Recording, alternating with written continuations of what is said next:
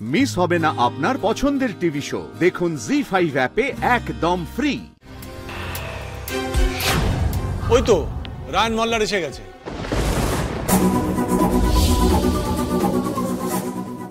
কেন, কিছু দরকার নাকি?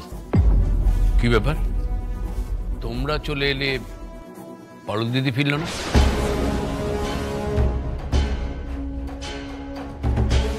মানে পারুল এখনো বাড়ি ফেরেনি?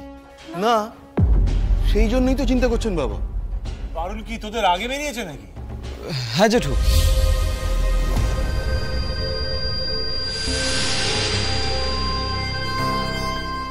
আমি দেখছি।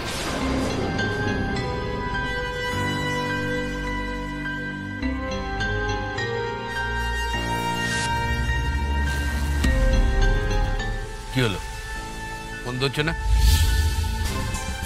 Switched off.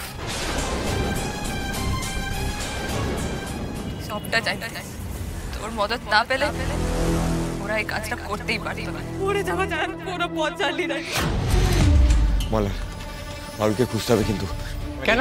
বলছিলাম যে খুঁজতে হবে কেন? একটা কথা বলো আমাকে, যে পারুল বাড়ি ফেরেনি সেটা শুনে তুমি এরকম ঘেটে গেলে কেন? রসিলিতে আজ একটা ঝামেলা হয়েছে, কিন্তু সেটার জন্য যে ও বাড়ি ফিরবে না এটা বুঝতে পারিনি। ঝামেলা? কি ঝামেলা হয়েছে?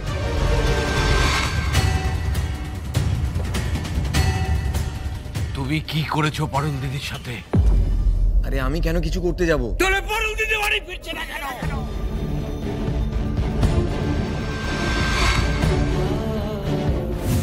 শোনো, পারুল দিদির যদি কিছু হয় তাহলে তোমায় কিন্তু আমি ছাড়ব না। বলছি তো আমি কিছু করিনি, আমি দেখছি, দাঁড়াও। মোল্লা, কি হয়েছে ইউনিভার্সিটিতে?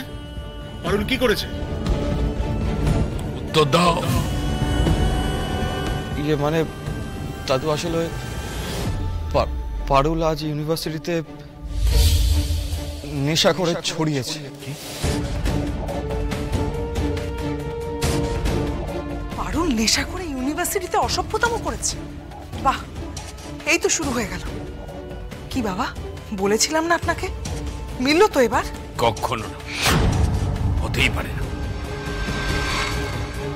পারুল দিদি কখনো এই কাজ করতে পারে না। স্বয়ং ভুবনেশ্বর এসে বললেও আমি কথা বিশ্বাস করব না যে পারুল দিদি সজ্ঞানে এই কাজ করেছে। শোনো বড় বৌমা, তুমি পারুল দিদিকে দুষছো তো? তাহলে জেনে রাখো, আজকে পারুল দিদির সঙ্গে যা হয়েছে তার পেছনে যদি কেউ থেকে থাকে সে হচ্ছে তোমার ছেলে।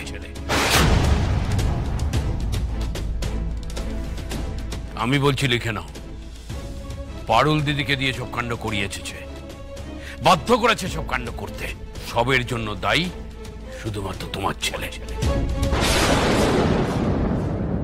ও হয়তো লজ্জায় বাড়ি ফিরতে পারছে না, রাস্তায় রাস্তায় ঘুরে বেড়াচ্ছে একা একা। বড় খোকা, ছোট খোকা, যাও যেখান থেকে পারো পারুল দিদিকে খুঁজে নিয়ে এসো। মনে রেখো, পারুল দিদির সব দায়িত্ব আমার। ওর কিছু হয়ে গেলে মুখ দেখাতে পারবো না। জি5 ডাউনলোড করুন আর সব এপিসোড দেখুন একদম ফ্রি।